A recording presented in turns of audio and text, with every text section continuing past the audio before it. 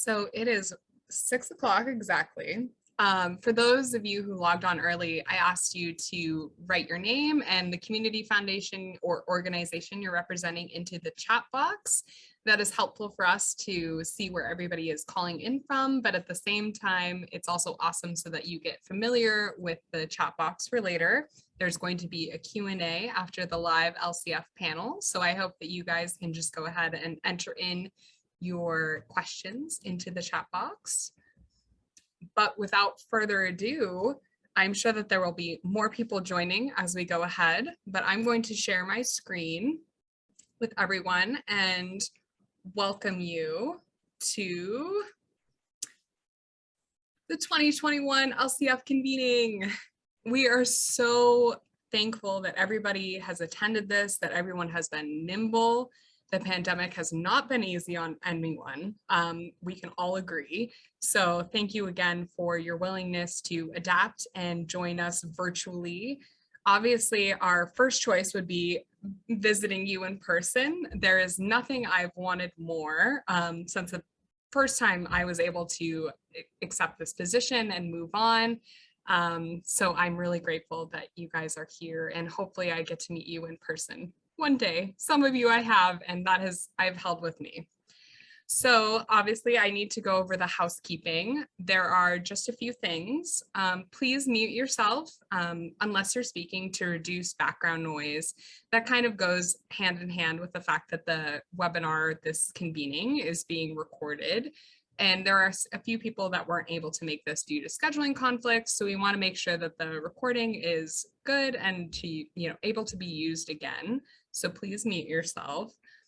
Enter your questions into the chat box, the same area where you put in your name and your community foundation or the organization you're representing. And we will go ahead and we'll review those questions and we'll ask them on your behalf during the Q&A. If there's a little bit more clarification needed, obviously we'll go ahead and ask you to unmute, but otherwise just feel free to sit and enjoy. I wanted to share with you briefly some upcoming events in the LCF world. I'm very excited to introduce Jim Bennett and Heather O's. Heather is actually on the call tonight. They are our new philanthropy officers, and I am so thrilled to introduce them as part of our MCF team. They will be doing a planned giving webinar on November 18th at 2 p.m. So definitely mark that on your calendars. It's not something you want to miss. And then I will also be doing another webinar in December on the 28th at 2 p.m. again to go over your annual forms for specifically LCF affiliates. And we will go into that as time goes. But I just wanted to share with you that we've had good feedback from our webinars, and there will be more content coming for the rest of the year and in 2022. So we're getting right into it.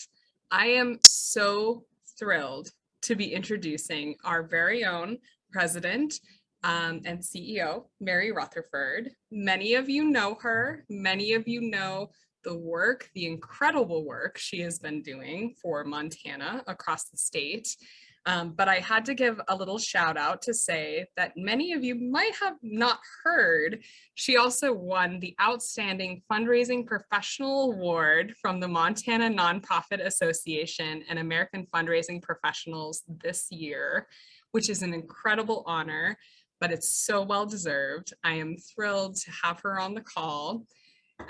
She joined us in 2014 as our fearless leader, but she has over 20 years of philanthropic leadership experience through Idaho and Alaska. She is a 5th generation Idahoan, which is awesome. And Mary earned a bachelor's degree from the Philanthropic Studies in Indiana University and a bachelor degree in business management from the Lewis and Clark College in Lewiston, Idaho. And obviously, Mary is a certified fundraising executive and so much more. I am thrilled to have her here, and she will be sharing with you the state of MCF kind of address, and I will just go ahead and give it to her. So I will stop sharing and we will get right into it. Thank you, Maggie. I can see many of you. I can't see all of you. I would love to see all of you. So if you're actually wearing things other than pajamas and you would love to be seen, please put yourself on camera because it helps me know how I'm coming across. Thank you very much for that lovely introduction. Hi, Lynn Hunter. It's so great to see you. As we get started tonight, I just want to take a minute and ask us to do a little exercise called 3 breaths. And the first breath, I would ask you to breathe in, and you can keep your eyes open or you can close your eyes if you'd like. And I'd like you to breathe out and let everything happen, everything that happened today right before this meeting, just let it go. Next breath, breathe in. Think about where you are right now and your intention for presenting and being present today in our meetings tonight. And let that go. The third breath, breathe in. Think about what it is that you want for your community and how you can play a role in shaping that difference. And breathe out. I hope that just gives you a little ability to be centered and be ready to be present. It's great to see so many of you. And I will confess, some of you who were on early might have heard me talk about technology and I are typically not the best of friends. So I'm going to do my best to get through this tonight. I really appreciate you being here and joining us. I think the most commonly heard phrase over the last 2 years or year and a half is you're on mute. And so many of us keep forgetting like, oh, I'm on mute and I'm trying to talk, or, oh, I'm supposed to be on mute. Nobody needs to hear this. So thanks for playing along and participating tonight. It's great to be here. Tonight, we're going to talk a little bit about MCF. We'll give a little update about kind of the state of things. We're going to share some resources with you. And at the end of my time, I'm going to ask for a little bit of your feedback on a couple of points. So in case the people who are going to be driving my PowerPoint presentation are freaking out a little bit right now, don't worry. I've gotcha, and I'm going to be just fine at being nimble and being able to navigate through this. With that, I do have a short little PowerPoint presentation to kind of help guide us through some of the conversation tonight, but I would also maybe start us off by saying, like many of you, as I look around the room and recognizing that it's 6 o'clock at night for most of us, except Lynn Hunter, who's patching in from Seattle. Many of you are not in your office. Many of you are working remotely in various locations and at various times, and that's kind of the same situation that we're in at the Montana Community Foundation.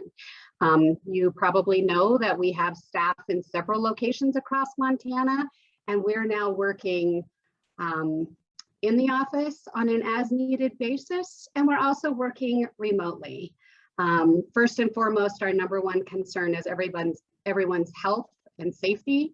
And so we're practicing all of the things that many community people are practicing as well. In fact, I even considered starting out my little conversation today with my mask on, which is what I've had on for the last 2 days. And I have to confess, I know it's the right thing to do, but it's not the thing I love to do. So with that, you know, we're all in the same boat.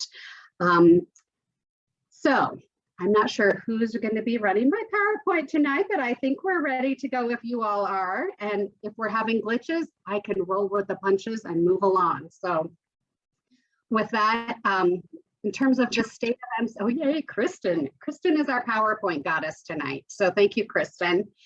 I'm so thrilled to tell you all that we're fully staffed. And that is no small feat, as everyone in any organization understands today how important and hard it is to get staff. We've had some staffing changes and we've got some incredible staffing additions.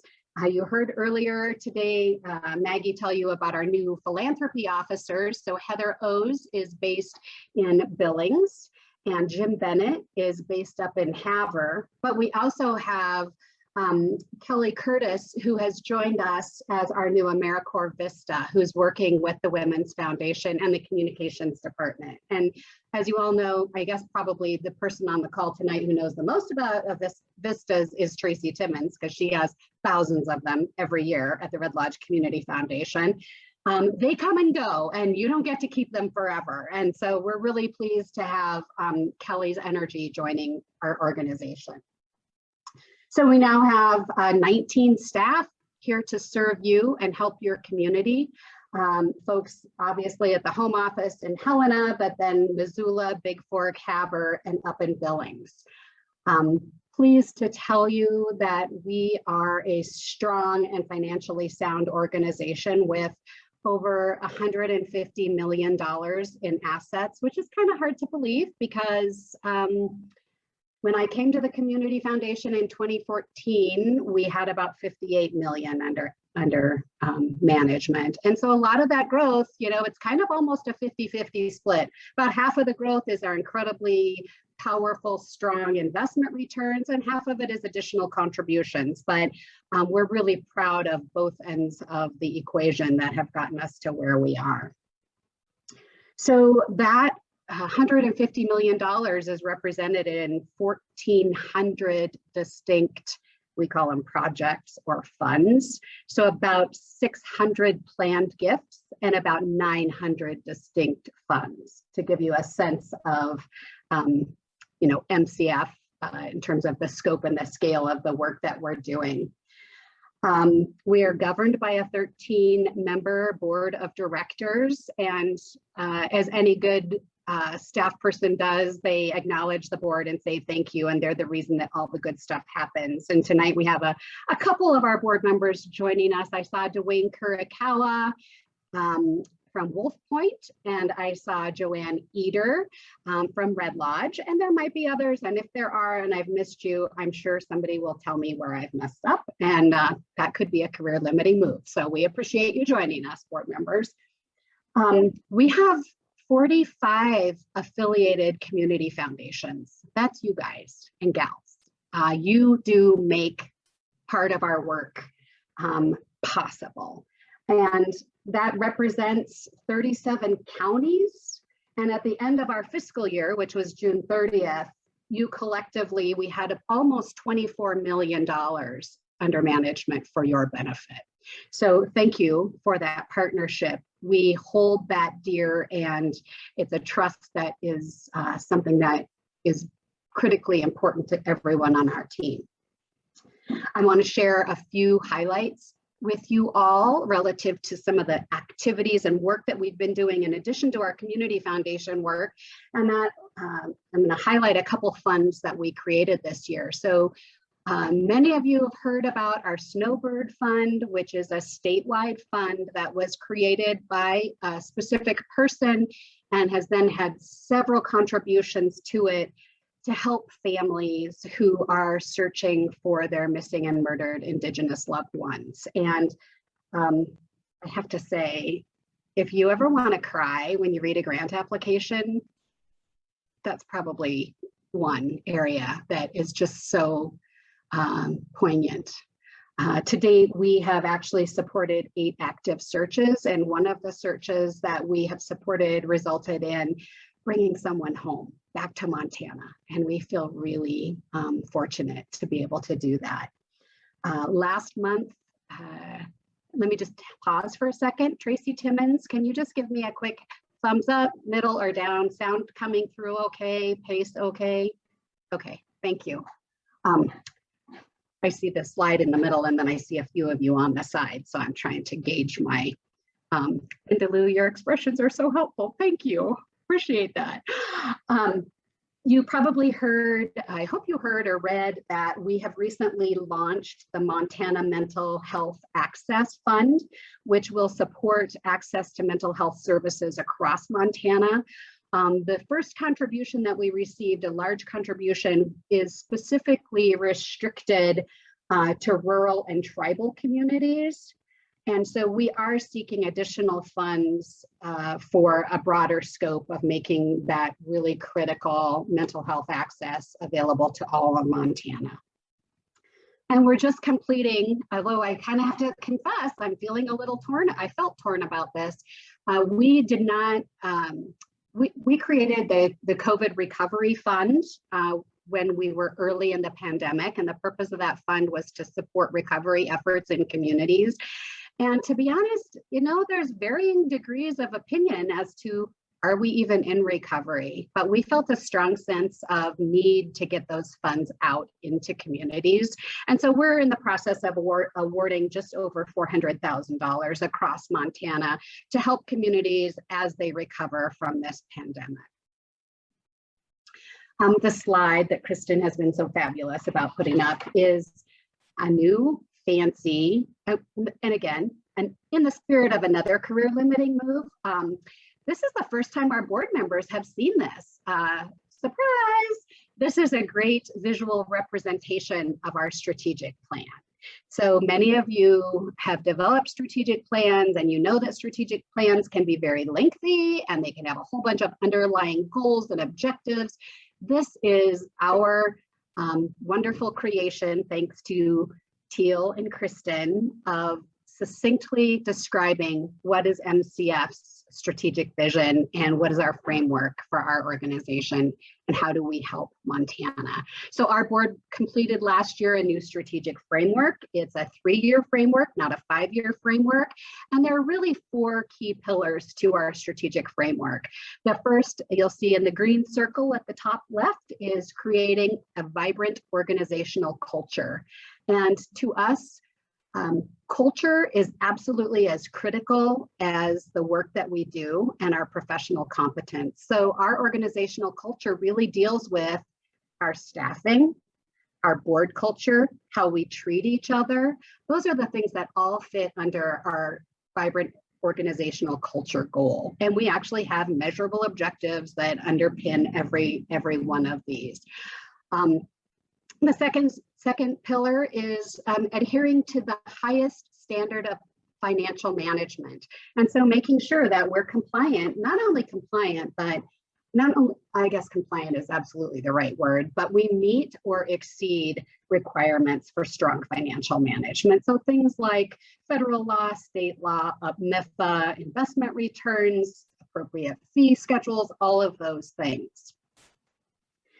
Philanthropy is the top right-hand corner, which is we want to serve as the go-to place for philanthropy here in Montana, guiding people through the giving process, whether that's a permanent fund, a non-permanent fund, planned gifts, and ensuring that charitable funds are granted out. So it's not only bringing the dollars in, but it's really also making sure that every dollar that we grant is done in accordance with the donor's wishes.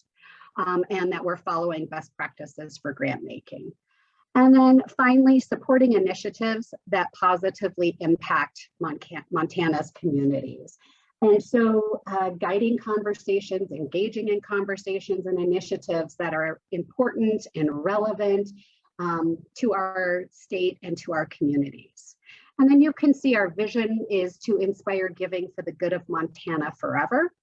And our values of generosity, impact, integrity, excellence, and inclusion underpin all that we do. And of course, our mission hasn't changed at all, creating a culture of giving so Montana communities can flourish. One of the things that I mentioned at the beginning that we wanted to make sure we brought to you today, we always want to try to share resources and help you all make you all aware of things as we learn about them. And one of those that we have discovered and stumbled upon is this wonderful resource called the Prosperity Index. And some of you might be familiar with it. This might be new to you. And please know that we will we'll make this whole PowerPoint available to you all. And so you'll be able to find the resources and plug into the things that we're bringing to you.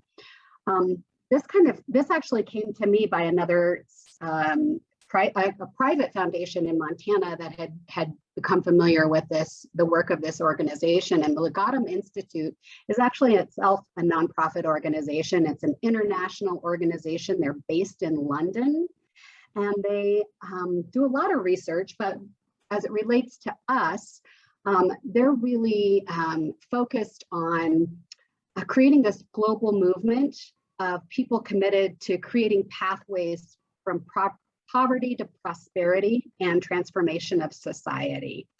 And before we go too far into this, I don't want anyone to become super anxious, like, oh my God, what are we expecting to do with this? This is merely bringing something to you as another resource. You can pick and choose the pieces of this that you think would be helpful to you and your community as you're shaping the direction for your organization in the future. So the Legatum Institute has been around for about 15 years. They have done this study and indexing of 46 nations globally. They actually have a national funder that has funded their work to study states in the United States, all 50 states, and they compare the prosperity of those states to one another, but then they do a really deep dive into a few of those states. Legatum Institute actually presented to our board, just like we're doing with you, some general information to explain a little bit. And again, we're probably just going to be able to scratch the surface a little bit about what they're doing. One of the things that we've known and we've seen from their work is a couple of key findings that I'm going to share with you. Prosperity is distributed unevenly across the United States. Duh, that's not a big news flash, is it? I mean, that probably doesn't surprise anybody. US prosperity has been rising continuously for more than a decade, and long-term improvements have been made across many areas like education, reduction in drinking, reduction in smoking, and the like. So if you can advance, Kristen. They actually looked at freedom. Sorry, go ahead. I'm gonna, Tracy, I'm gonna look to you too, making sure that you can hear the volume. So go ahead, Kristen, thanks. The United States Prosperity Index provides a holistic picture of how prosperity was distributed across the 50 states of the Union and Washington, D.C., as well as 829 counties in 8 selected states for the 10 years preceding the coronavirus pandemic. It shows that, prior to COVID-19, U.S. prosperity had been rising and was at its highest ever level. However, prosperity was not equally distributed across the country. Northern states outperformed those in the South, with Massachusetts topping the rankings and Mississippi at the bottom. Prosperity was also distributed very differently within individual states. While some states, like Iowa, saw similar levels of prosperity across all counties, others, like California, had much greater variation and represented a microcosm of the U.S. as a whole. Broadly speaking, urban counties were more prosperous than their rural counterparts, but rural counties were safer and had stronger social networks, while urban counties had better economic performance and social well-being. The growth in America's prosperity was mainly driven by more open economies. Among other factors, states became more productive and improved their fiscal sustainability. For example, Wyoming increased its financial reserves by over 300%, so could survive for 280 days longer by 2020 than 10 years earlier. Living conditions, health, education, and the natural environment had all also improved since 2010.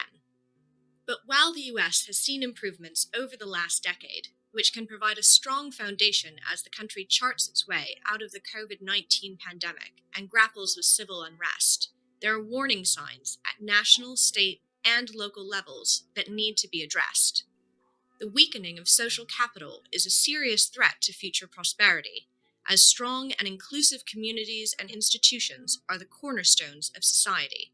Across the U.S., social networks, trust in institutions, and civic and social participation have all weakened. For example, in Missouri, time spent volunteering fell by almost 1/3, from an average of 37 hours to 26 hours per person. Mental health had also deteriorated significantly in the decade before the pandemic started, and there had been a large rise in the number of suicides and drug overdose deaths, particularly in areas such as West Virginia and Colorado, with Pueblo County especially badly affected. Education had also weakened in the last year, with states such as Alaska, Montana, and North Dakota seeing a decline in test scores for reading, math, and science in the 4th and 8th grades. This is a concern as the pandemic resulted in many school closures, which may exacerbate further decline.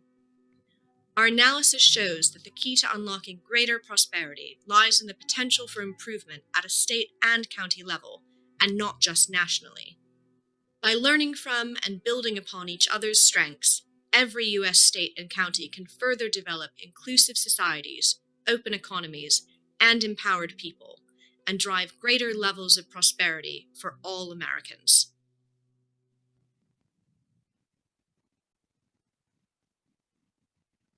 Great. Thank you. So the Prosperity Index, which has just recently been refreshed, covers the 11 pillars of prosperity that they identified. And they go deeper into these policy-focused elements and indicators, and they looked at all 50 states as well as Washington, D.C. The thing that I think is really interesting for all of us working either on a statewide level or within a community or a county is this data is actually broken down county by county. So you can go in and look at your respective county and see how your county compares to other counties in the state, and then also with other states in the union. I acknowledge, and I'm just going to say right off the bat, this is the whole technology thing. This is one of the slides, to be honest, that is one of the challenging ones to read. And I would just say, please don't get too worked up about not being able to see one of the words and one of the elements and the domains. And just know that we'll be sending you the link to how to connect in and look at this. But here's a good example of the interconnected determinants of prosperity that the Legatum Institute defined. And you can see across the top that they've broken it out into 3 different domains: inclusive societies. Yes, Tracy, put your glasses on, I can see that. Open economies and empowered people. And from there, they broke it down further into the pillars. And the pillars that uphold inclusive societies are safety and security, personal freedom, governance, and social capital. And from there, they even broke it down further. And you'll see, if you can make your screen bigger, or you might not be able to, or later when you can go into this website and dig around, you can see the underpinning elements for each of these pillars. You can dig pretty deeply and see where your county fits in some of these determinants. This is the slide that I think is helpful to us here in Montana. It shows how Montana ranks, how we ranked in 2010 as a state, how we ranked in 2019, and how we ranked in 2020. And just remember that this is how we compared to the other states. So you'll see in some of these categories where we might have actually made improvements in a category, but we're ranked lower. And that simply means that other states improved more than we did. Or conversely, if we rose in the rankings, maybe we did a great job and we did a better job than other states. So you'll see here Montana in the 2021 ranking overall ranks 32nd in the country in terms of prosperity. Well, in 2010, we ranked 29th. So we lost some of the indicators, or we lost some status or position, I guess you'd say. We ranked 23rd in terms of safety and security, 28th in terms of personal freedoms, 27 in terms of governance, 10th in terms of social capital. And I'm just going to put a pin in that for a second and say, that's really fascinating to me, because many of you have been participating in a lot of the gatherings that MSU Extension has been hosting around, in partnership with us, around reimagining rural, and how important it is to have so many civically engaged people and volunteers, and what a strain it is in communities to get enough people to volunteer. And yet Montana still ranks very highly in that category.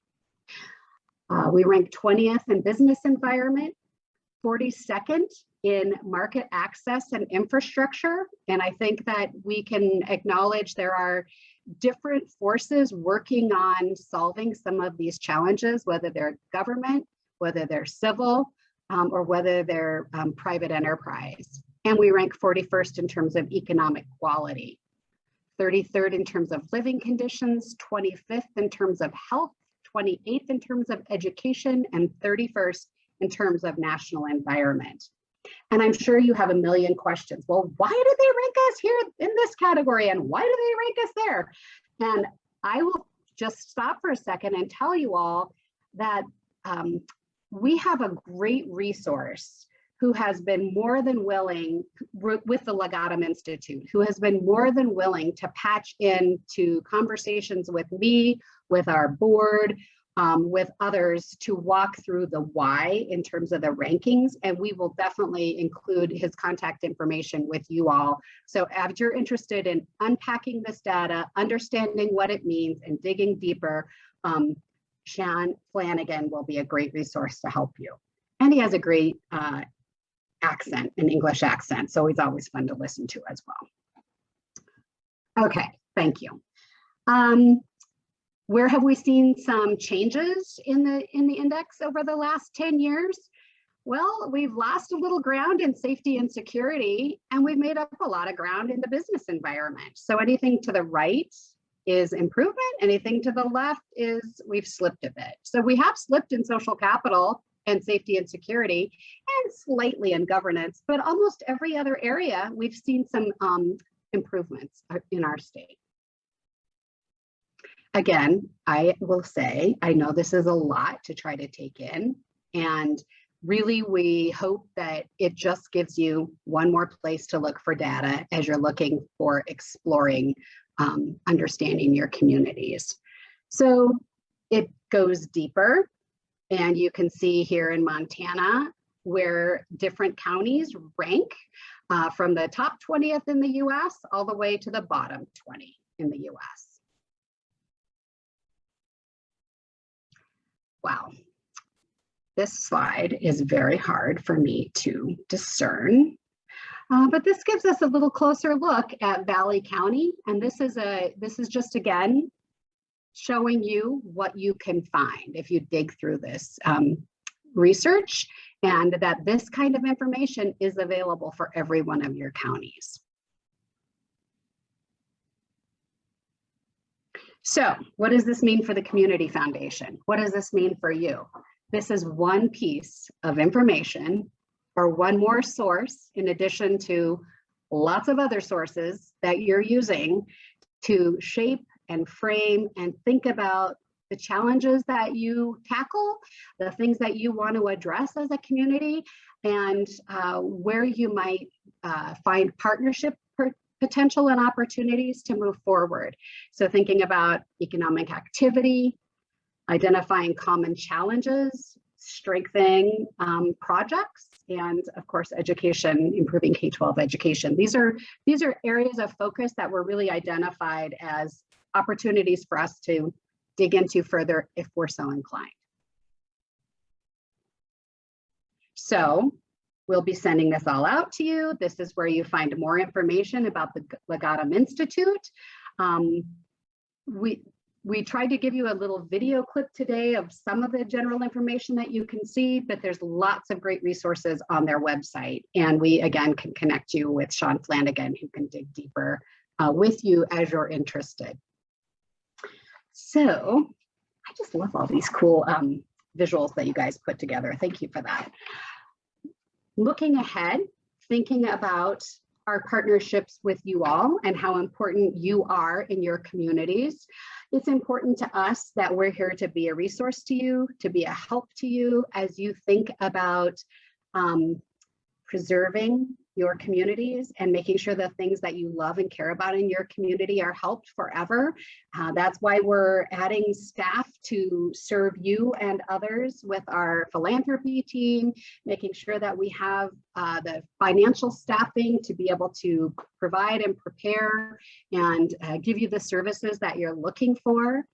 I think we've already announced this, but let me just take a minute and celebrate the fact that Maggie Sullivan has become or is completing the process of becoming a community heart and soul facilitator and is available to help your communities talk through that and walk through that and look through that.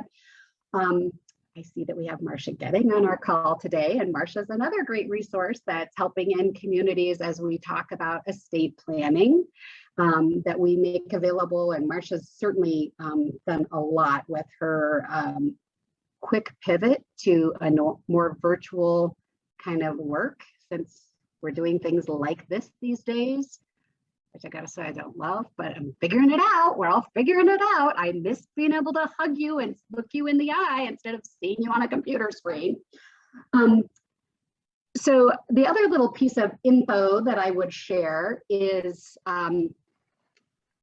this is not my house. I've actually been at a training the last couple days, and I'm trying to complete the process of joining the cool kids like Tracy Timmons, who are Gracious Space certified. And so those of you who know what Gracious Space is, it's an actual, it's an intentional, proven way of being and working together that engages different perspectives, was developed by the Center for Ethical Leadership, and helps us all, frankly, come together and be better by listening and engaging with one another, maybe in a different creative way. And so my hope is that I'll actually pass and complete and can offer that assistance to your communities. Tracy does this a lot as well in terms of facilitating some Gracious Space workshops, conversations, what have you. But that's another resource that you have already, frankly, with Tracy being certified, but that I'm hoping to also be able to bring to the table. With that, it feels like to me we've done a lot of asking of you over the years. We've surveyed you. You've told us very would you mind taking the last slide down, Maggie, or Kristen, I mean, sorry. We have surveyed you all, maybe ad nauseum, maybe not ad nauseum, maybe you love having all those surveys, but we've heard loudly and clearly from you all that there are certain things that you're all looking for, and we've worked really hard to provide those. One is some good communication tools to help you, whether it's with your appeals, with your endowment building, with your planned giving work, being your partner in the planned giving process, so general communications work. So we hear loudly and clearly that you're looking for communication support, develop some templates that we've made available to you all. Maggie's kind of your go-to gal. She's your quarterback that as you have questions, to take those questions to Maggie, who then makes sure whoever on our team is the right person to help you with that information. We get you what you're needing. So there's that. Communication being key.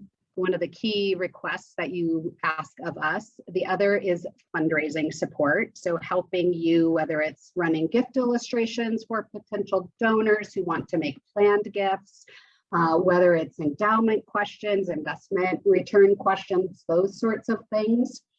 Some of you have been around for a while, and I know that would be Daryl for sure. And I'm not sure who else, maybe Linda Lou. I don't want to call you out because I don't really know Linda Lou, apologies, have been around and know that we have had a variety of programs that have supported our LCFs over the years, from our LCF Plus program that we had many, many moons ago, where we incentivized building your endowments. So we fronted you, if you raised X number of dollars for your endowment, we basically provided you the distributable or a granting valuation close to that.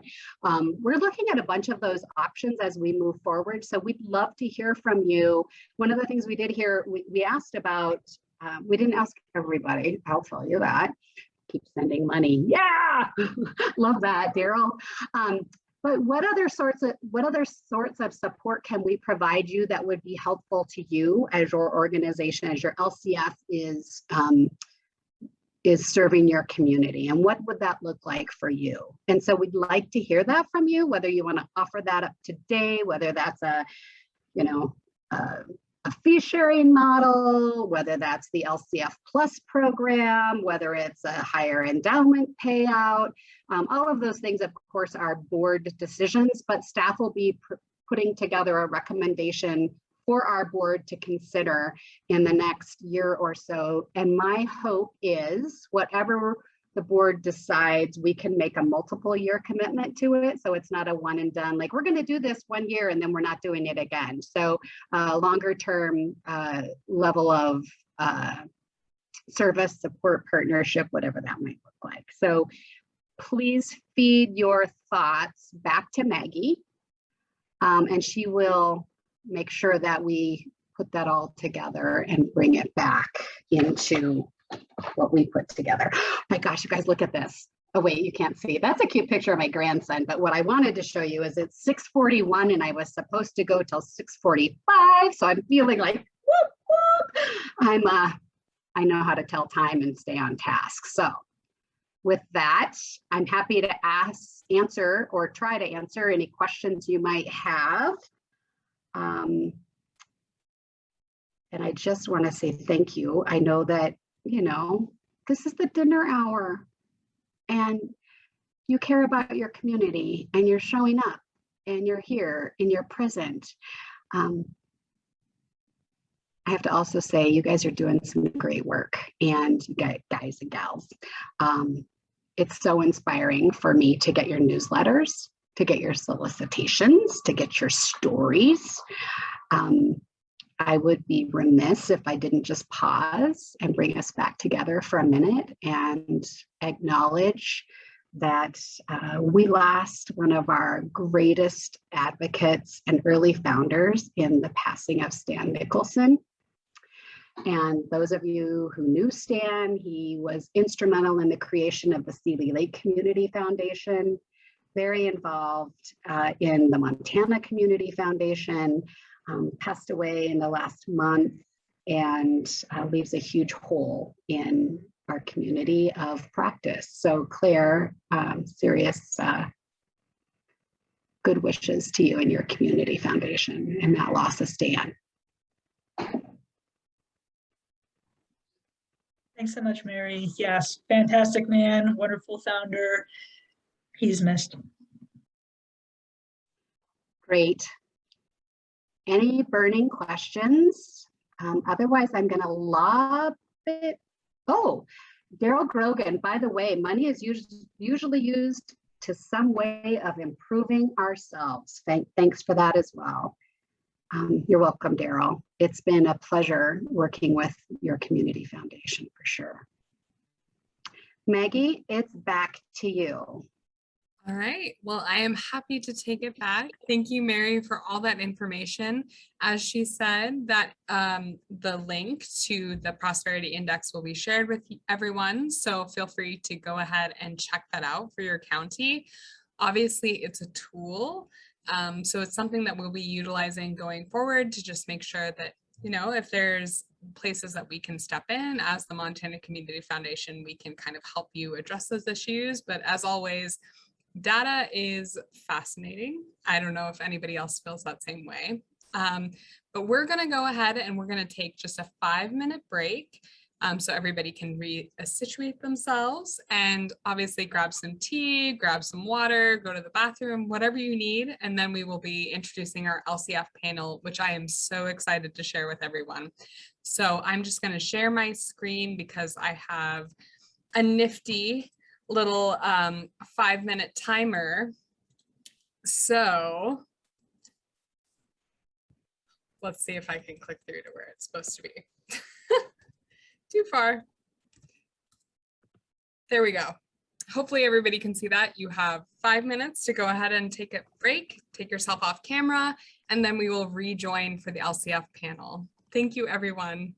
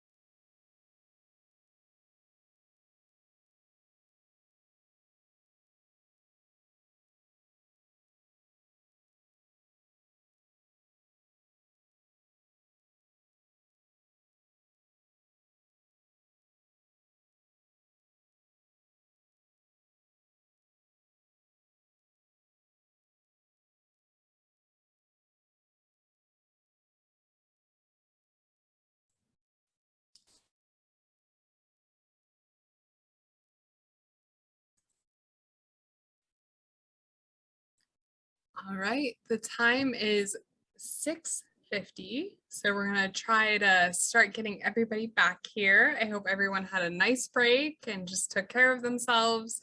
Again, I know your time is precious, and I apologize that this is over the dinner hour. I myself am going to have dinner at 8:30, and it's probably going to be mac and cheese. So I don't judge anyone for whatever it is they do after this call. So without further ado, hopefully people are logging back on. So I'm going to go ahead and progress to our local community foundation panel. I am so thrilled to have several individuals from community foundations across the state joining us. We have a little photo slide here. So we have two people from the Community Foundation of Northern Rosebud County, Daryl Grogan and Robert Engel. Robert is a leader in his community and who will not be able to join us till a little bit later. But we do have Daryl here with us, and I'm so excited to showcase them. We also have Emily Frazier from the Helena Area Community Foundation. We have Tracy Timmons from the Red Lodge Area Community Foundation, and Claire Muller from the Celia Lake Community Foundation. And I'm so thrilled again to have everybody on board as part of our speakers. So I'm going to stop sharing just so that we can see everyone. All our speakers have their cameras on and you can see their lovely faces. So I'm just going to kick it off with everyone giving an introduction of your name, title, and the community foundation you are from. Obviously, I already said that already, but just kind of the information of how you got started or how long you've been with the community foundation, and we can just kind of do that in a round robin. So whoever wants to start. I will start. My name is Tracy Timmons. I'm the Executive Director of the Red Lodge Area Community Foundation. I've been with the foundation for 13 years. I was the first staff person hired at the Community Foundation thanks to a grant from Montana Community Foundation in part, helping us to get started with staffing. My first job was that as the fun run coordinator at the Community Foundation. And this is my very first business card that I keep with me to remind myself where things have been, because I created it myself on my first week at work. So that's kind of how it got started. And we took 5 years. My first assignment was to take 5 years worth of fun run donors and create our first donor database. That was one of the things we were focused on then. So. I can go next. Can you guys hear me okay? Yeah, okay. I'm using headphones, so if that ceases to be the case, please let me know, because I'll just keep talking. That's kind of the story of my life. I'll just keep talking. I'm Emily Frazier, and I'm the Executive Director of the Helena Area Community Foundation. I have been in the job for almost exactly 2 years, just had my second anniversary at HACF. And I'm really delighted to be here tonight. So I'm happy to chat through some of these lovely notes that Maggie sent us earlier. So I've got lots of things. There's lots of stuff to be excited about in the community foundation world. So looking forward to talking to you all.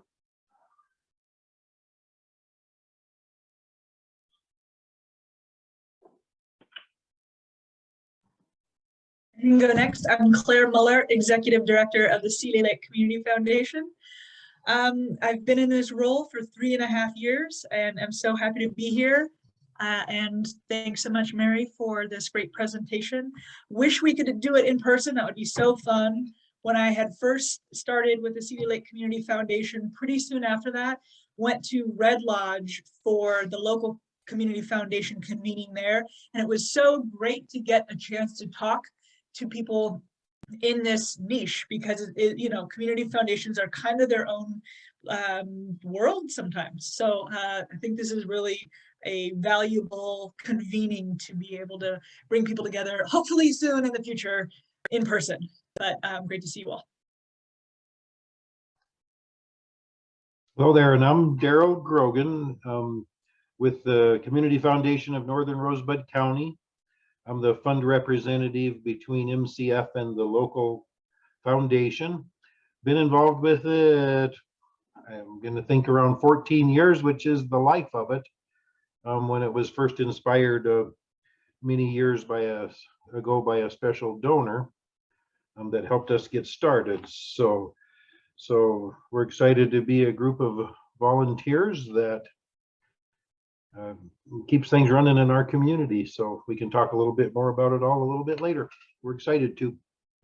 And Robert will join us as soon as he's done. Like, you know, all of you that are on here, I'm sure, are volunteers in so many different ways, and busy people get things done. So Robert will join us as soon as he's done with the beginning of another meeting starting about right now. So see you in a bit. I just have to say, I am so proud to present everyone as a speaker, and the fact that Daryl pointed to that everyone in rural areas, even urban areas, wear many different hats. They are the leadership for not only their community foundation boards, their local churches, their Boys and Girls Club, their 4-H clubs. So I hope that everyone understands because we all have leadership in different ways. So just to start things off light, I feel like my favorite conversation or my favorite question to ask, and to ask all panelists, is the fact of, what is your favorite thing about your community or the work your community foundation does? Obviously, we all have different things and different pride points about our communities, and we have a great representation across the state with our speakers. So I will turn it over to panelists to just kind of answer the question of, what really gets you passionate about your work? Like, why did you join a community foundation, and to what end?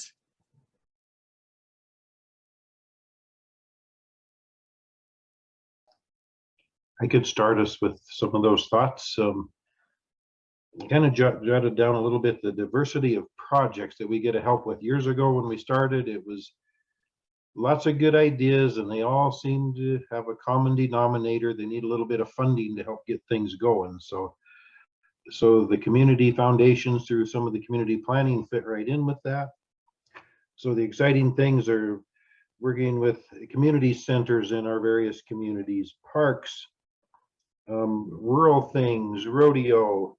We've helped with Eagle Scout projects, healthcare projects. So just the plain diversity of things we get to be involved in is pretty exciting.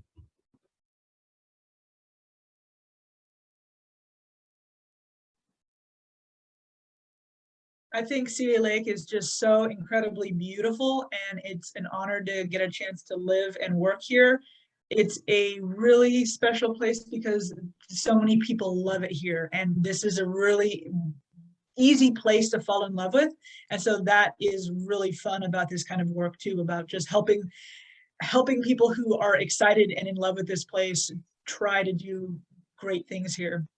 And I think that having this area be an unincorporated rural community is also really important, and is such a fantastic place for an organization like a community foundation, because it's just kind of this big catch-all. We don't have a township. We're part of Missoula County, but there's a lot of ways that a community foundation can really be of benefit to this small town. Claire, I agree with you about being a catch-all, right? I mean, I think community foundations we definitely do that. That's one of my favorite things though about the foundation is, you know, we like to do that participatory approach to problem solving in our community and taking opportunities and turning it into assets, which has a lot to do with bringing diverse groups of people and opinions together and elevating things to things that we can get our arms wrapped around and implement in our community. And we just do it time and time again. And it's just amazing how many people will come forward on topics that they're passionate about. So I really love that part. And seeing that I may be the voice of the so-called urban community foundation, although when you talk about Helena as the big town in the conversation, I think that's sort of funny too.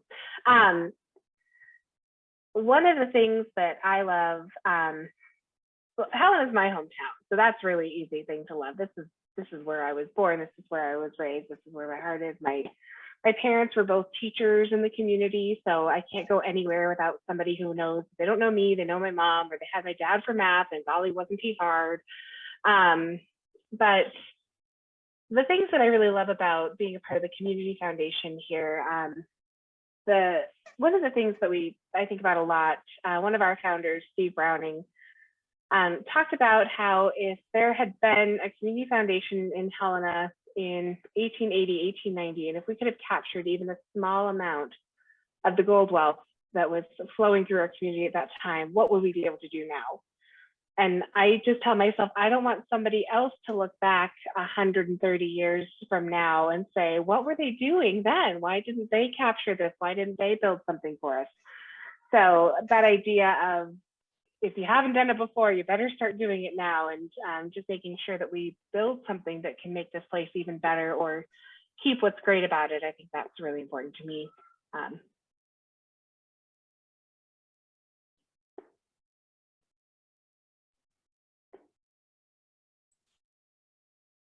Well, I just have to say, Emily, I am also from Helena. I was born and raised there. My mom grew up in Sims outside of Great Falls, but quickly moved to Helena. And to not bore anyone, but my parents met at the Governor Cup race in like 1992. So clearly, whatever the community is working for people. So I wanted to ask just kind of like a broad question. I know that the pandemic has changed a lot of, how community foundations relate to the community they're in, how they fundraise, how they connect with donors. So kind of, how do you go about planning out your year? What are some of the highlights? Obviously, I know people have annual appeals. They might have fundraising events that have now transitioned to an online format.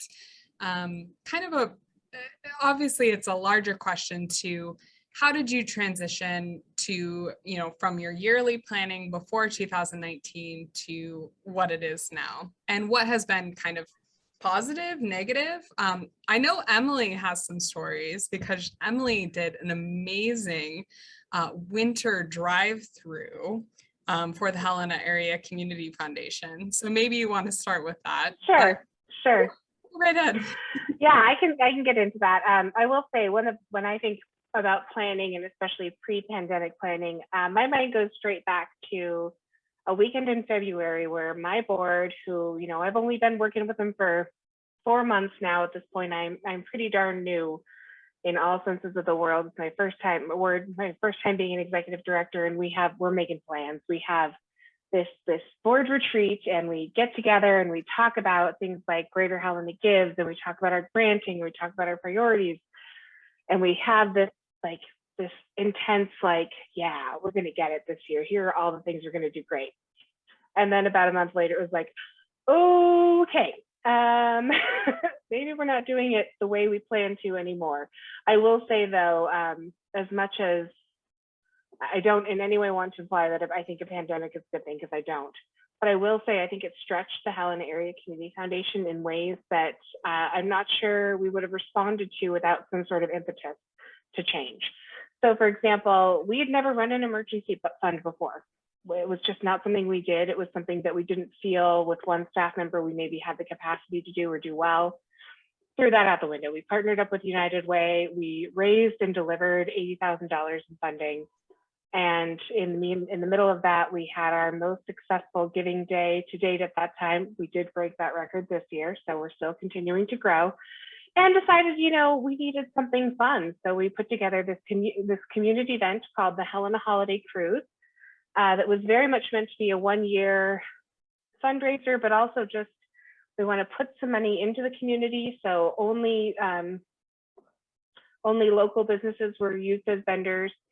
We didn't ask anybody to give us deals on our cookies or cocoa. We were paying full price because we wanted to support the small businesses in our community as well. And we basically created an event around people safely in their car looking at Christmas lights and just having a map and having a good time with some hot cocoa and a thermos and some cookies. And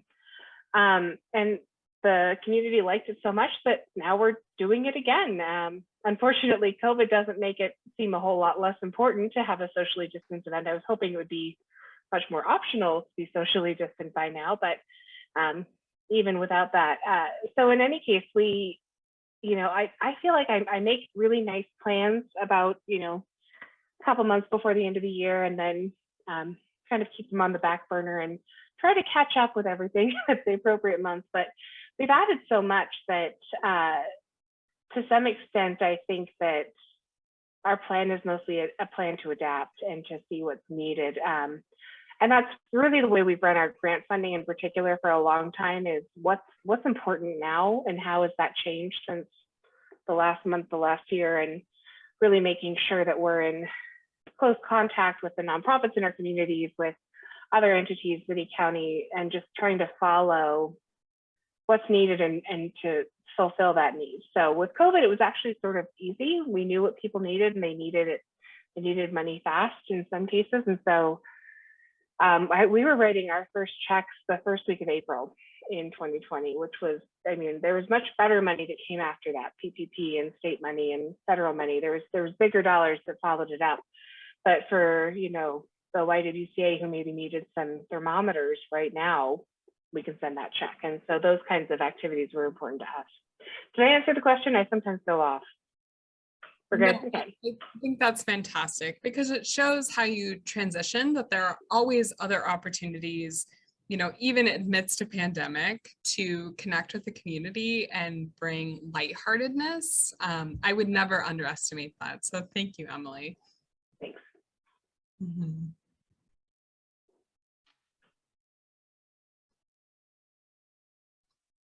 I can share a little bit from Rosebud County.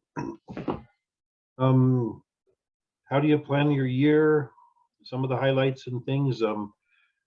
First of all, planning your asks. Some of our goals is fundraising, so you need to make the ask, and that's something we learned over time from all of these kinds of events and trainings. Granting cycle, of course, is pretty important to us on how we're going to go about giving grants during the next year. And then kind of looking for events. What kind of events can we sponsor? Whether it's Marcia Getting or other likewise draws, or any other kind of event that we can host or show up and be a part of in some way. So, and one of the last boosts we had, I referred to it a little bit on chat, is that sometimes or quite often you help us with ways to improve ourselves. Jessica was involved in the last one with us as far as the CLDI, Community Leadership Development Initiative. And with that, call it strategic plan or whatever, it helps you focus in a bit on some of your priorities, and then how you get those put on the calendar during the year to make sure you pay attention to those things. And Linda Lou, who you'll also see on your screen there, helped us get that calendar in order and keep it up to date. And that basically became our agenda for our monthly meetings. So thank you all for that help.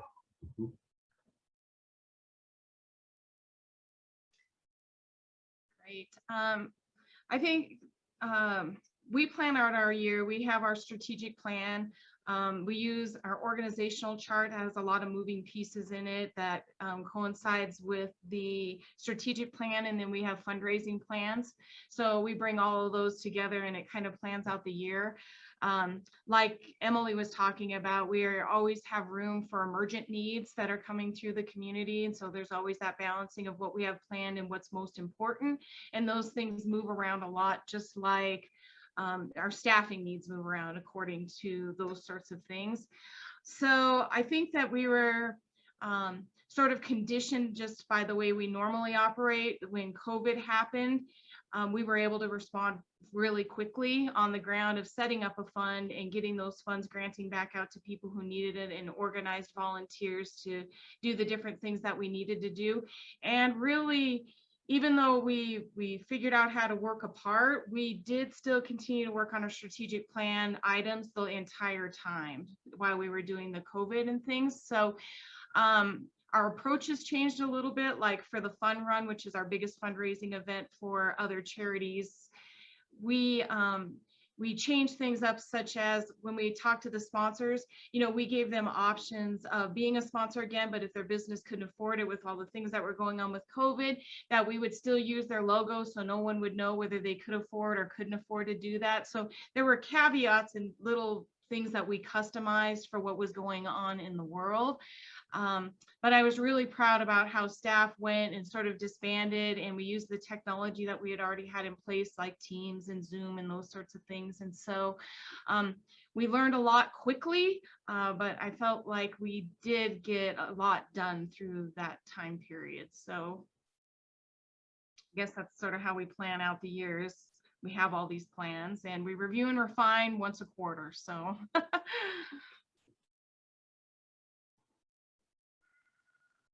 A year's a long time.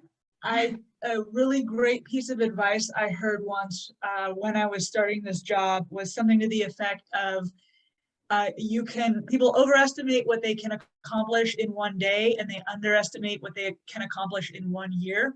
And that helped me get through a lot of long, stressful days.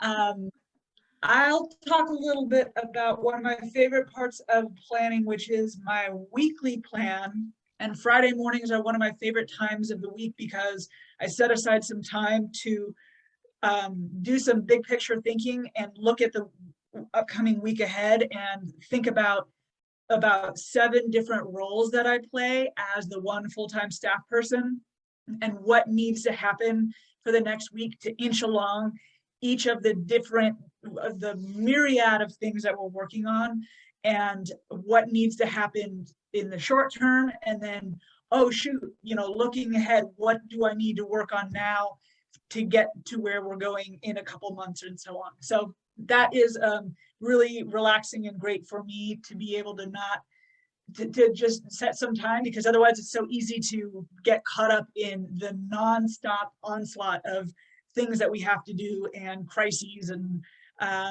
so getting a chance to plan ahead is a beautiful thing. Thank you, Claire. You kind of touched on my next question, because I know we have a few other LCF fund representatives on the call who are part of fully volunteer boards. And I don't know if people have advice for other community foundations that maybe have just the executive director is fully involved, or they have full volunteer boards. But how do you go about, when you have a partially or fully volunteer board, how do you make your goals a reality? How do you involve everyone? And like I said earlier, in many community foundations, people are wearing multiple hats all the time. They're working on several boards or they're involved in the community. And how do you immerse yourself into the community foundation to complete the work that you were trying to do?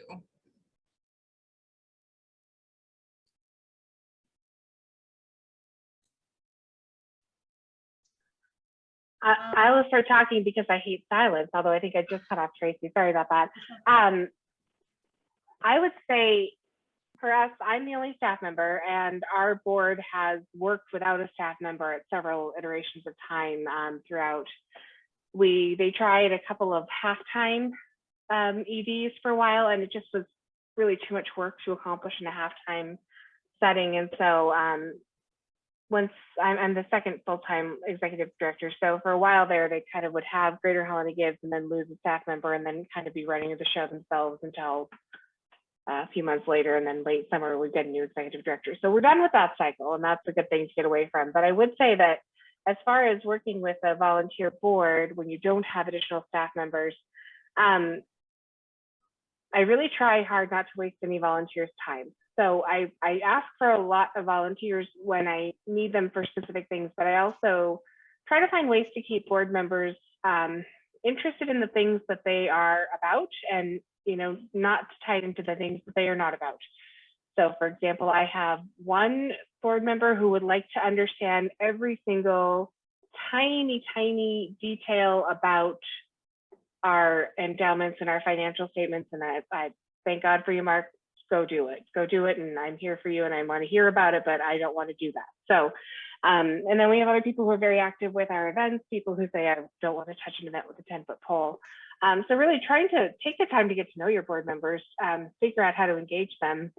But also for me, I recognize, and this might be the most useful piece of information, I recognize that their passion and their commitment to our community foundation enabled them to run it when I wasn't there. And so I think I'm lucky in that sense that I can have a lot of faith in those people because they didn't need me to make this work. I like to think I'm making it work better. I think that's the goal. Otherwise, I don't know why they keep me. But I mean, that's certainly the hope, is that I'm making it more, making it better, making it bigger. But yeah, if you have the right people who really care about it, I mean, there's a lot they can accomplish.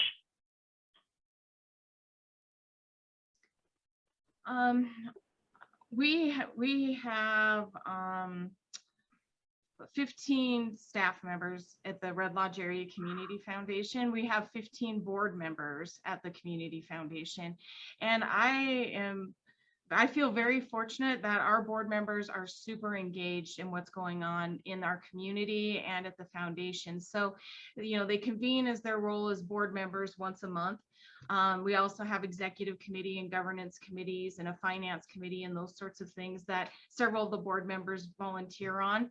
What I think is a compelling part of our board members is almost every single one of them serve on one of our program committees. So we have about 42 projects in the community, and we have a board member involved, at least one board member, if not two, in all of the larger projects that we have going on in the community. So I think we have a really good balance of, you know, we have a staff person usually involved, maybe and a board member is involved on those committees, and then we leverage that against other volunteers in the community that we bring in that are really interested in those topics. So it's really interesting, like, you know, in the organizational chart where we have the board that convenes and they call the shots, you know, so to speak, and then they come around on the other side and they volunteer as all the other volunteers on this project work that they love and brings them alive and keeps them interested in the foundation. So we all kind of move around in different roles to work within the community and meet the community's needs. Anne wrote a note here about how to determine when to hire and where the initial funds came from. I was the first staff person that was hired, and I know that there was a change in leadership on the board, and that there was a decision that when that change of leadership happened, that there needed to be some staff hours. And so some of that came from a donor, and some of that came from some initial leadership funds that Montana Community Foundation was granting back then. And so, you know, earlier tonight, Mary asked about, you know, what are some of the things that, you know, they might consider granting to. And I just know for community foundations, I think that was critical. They helped us with staffing over a 5-year plan of some of the staffing dollars, in addition to some donor dollars, in addition to some fundraising dollars that we did in the community. And, you know, there was always a balance every year about a little bit more staffing dollars and then a little more program work. And we just grew, you know, incrementally, step by step, as we could do that. It's like, you know, could we get another 5 hours? Could we get another 7 hours as we did this sort of fundraising and grew in the community? I will just open that question up as well. Thank you, Tracy. But as you know, other LCF fund representatives, you know, how did you determine staff? Like, how did you hire potentially more people, or even entice people to join your team? I know that that's a big conversation, especially in rural areas. How you attract new people to your team? How do you pay them? How do you, you know, get them on your team?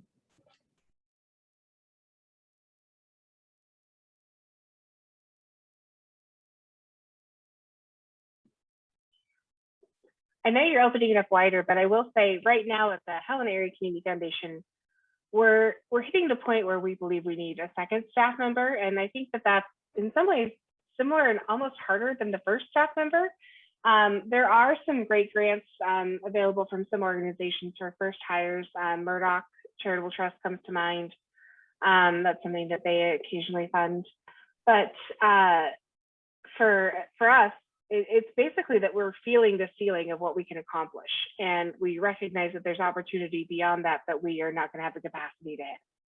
And so I think that's really kind of that growth pain point where you're like, we could do more, but we don't have enough time capacity to do it. And so I think that's the point at which you see it. And then for our organization, initial funds were basically we stepped up our operational fundraising. And now we're still trying to balance that out with getting back into more of our endowment fundraising. So there's, sometimes shifting to that is a challenge in its own way. But I would say also there are some grants available and some fund sources, but also just digging in deep to your biggest givers and saying, look, here's where we're limited, and here's what we could do if we were less limited. I think those are really good points, because even now, like I said, even with me and a good board, we're hitting the ceiling, and there's the point where it's like we're going to have to say no to things that come our way, and we don't want to do that. We don't want to say no, so we're going to try to find a way to have more people.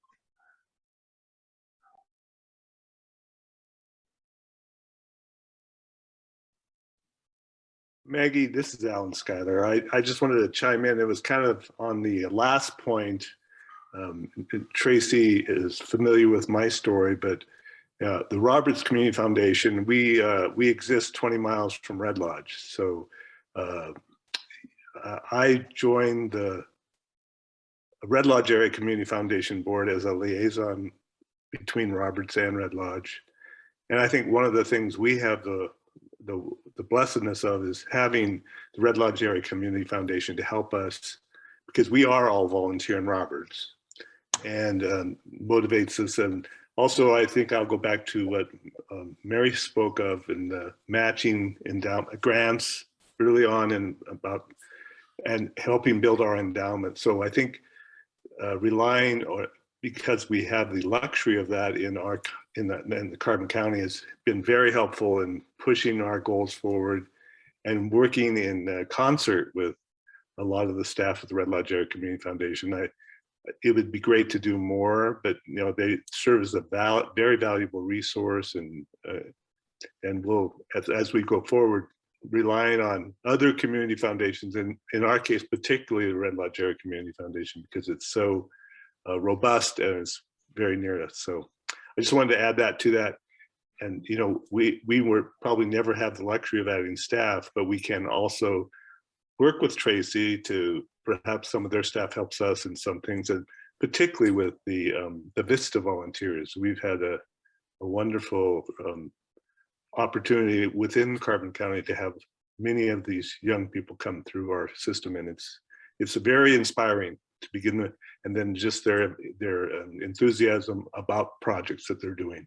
So.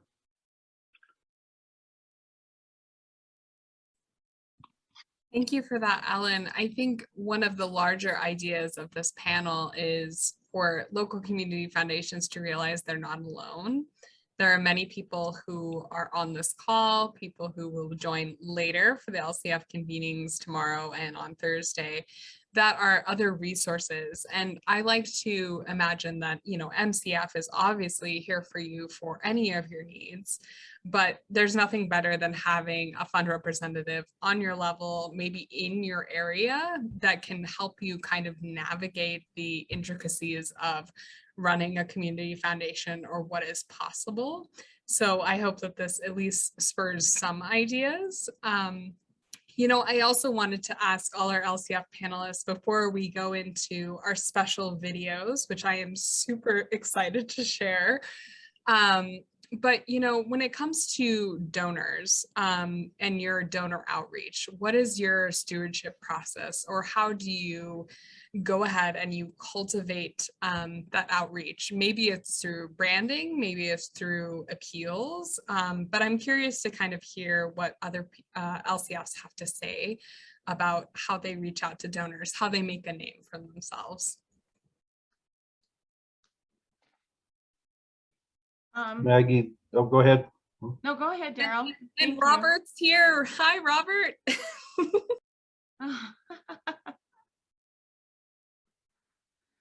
Okay. Let me unmute. Okay, go ahead and say hi again, Robert. Now we're unmuted. Hi, everybody. Robert Engel over here in Forsyth. Good to see everybody. Happy to be here. We talked about the busy people who have more than one meeting in a night. Yes. Sometimes that's good news because you got to pick and you're not gone every night. Then, so. But anyhow, related to that question, as far as stewardship and how do we acknowledge them, you mentioned a minute ago where we were talking about the volunteer board members and things like that. So just a thought on volunteer board members, we got to remember volunteers are volunteers. And you don't necessarily order or boss, but you encourage and help and recognize that they're doing what they can. One of our best things as far as acknowledgement is we try to keep former board members on. When they drop off, if they have a skill or a quality of some sort, let's try to keep them in that capacity some way. So one of our best ones is one that went off the board, gosh, 7 or 8 years ago probably, and she writes the most wonderful thank you letters from the heart whenever somebody makes a donation, and that is just a key thing. But for our stewardship, it's mailings and showing up at events and make those asks when you do the mailing, and maybe Robert's got some thoughts there. He's kind of off the cuff here, but Well, I'd just like to say that we do have a wonderful board, volunteer. We all work well together. We all have kind of unique gifts that we bring to the board. And one of our board members, Linda Lou's over here, and she brings a wonderful gift of writing and promoting our events. She's our go-to lady, and give her a lot of credit for our stewardship and our events. Jennifer Anderson's also. We just have a great group that enjoy what we do. We want to get the word out, and I think it's been very helpful in our success as a foundation here in Eastern Montana. And he mentions Jennifer Anderson. Maintain a relationship with Extension. Right. They're great partners with us as well. So we'll shut up and let someone else talk.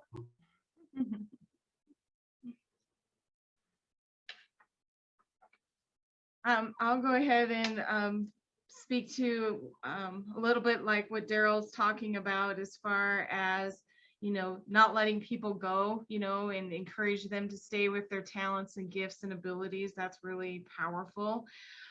I like to check in with our donors regularly. And how often I get to do that it just depends on, what else is going on in the foundation. But we do engage our donors as thought partners and stay engaged with them on the direction and the things that are going on with the community foundation, and doing informal updates. Sometimes it might be an email, it might be a text, it's a phone call. Do you have time for coffee? I try to follow what works best for the donors, how they like to communicate. Another thing that we do at the Community Foundation is I call them love notes. And so everyone on our staff, because we have so many volunteers in our community working on those 42 projects, that staff, we're all encouraged to send notes to those volunteers, letting them know how much we appreciate what they're doing. So for us, donors are called time, treasure, and talents. So whether a donor is giving money or they're giving time, we treat that all the same. And so we engage all of those folks. We send special notes to our top 50 to 75 donors based on topics that are of interest to them. And then we have a quarterly newsletter, and Luke is on this call and he's kind of in charge of that newsletter. And it is amazing how much a newsletter makes a difference for people. We do it electronically. We don't spend a lot of money on printing. We have a few things that we print in a year, but generally speaking, we try to do that kind of work electronically. So we do handwritten notes, whether it's on the donation letter or special other little notes that we want people to know about what's going on. We also signed up, now the technology and the donor databases, we've signed up where we can do the videos to thank donors.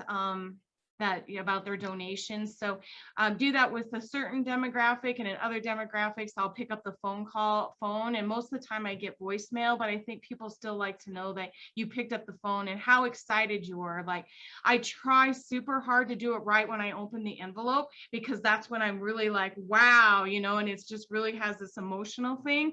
And I want them to be able to experience that with me. So as much as possible, we try to do it on that once a week when we're processing our donations for the week. So those are kind of our most usual way that we catch up with our donors, but we do have an annual report every year, and we have an annual meeting, and we get a lot of support in our community. It's usually an event about 80 people, and that's a pretty good sized event in Red Lodge. So that's another way we keep people updated. And of course we do videos now, and a lot of them, which we're going to see a little bit of those in a bit with Maggie. So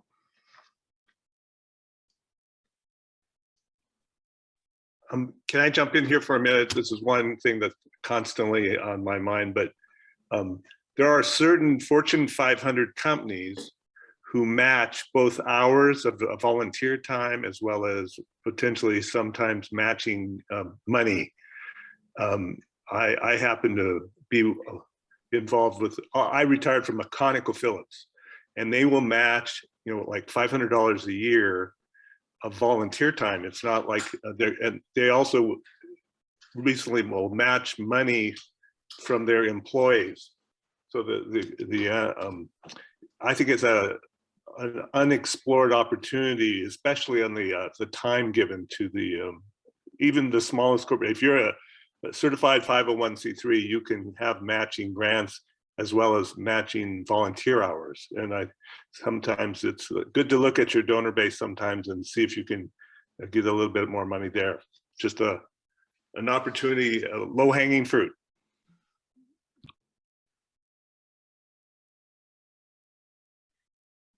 Thanks, Alan. For donor stewardship, I've been working really hard to get thank you letters out promptly. Ideally within about 24 hours of receiving the gift, and just a little handwritten note on it also. So that tied with our getting our donor database as up to date as possible so that it makes mailings a lot easier. That has helped a lot.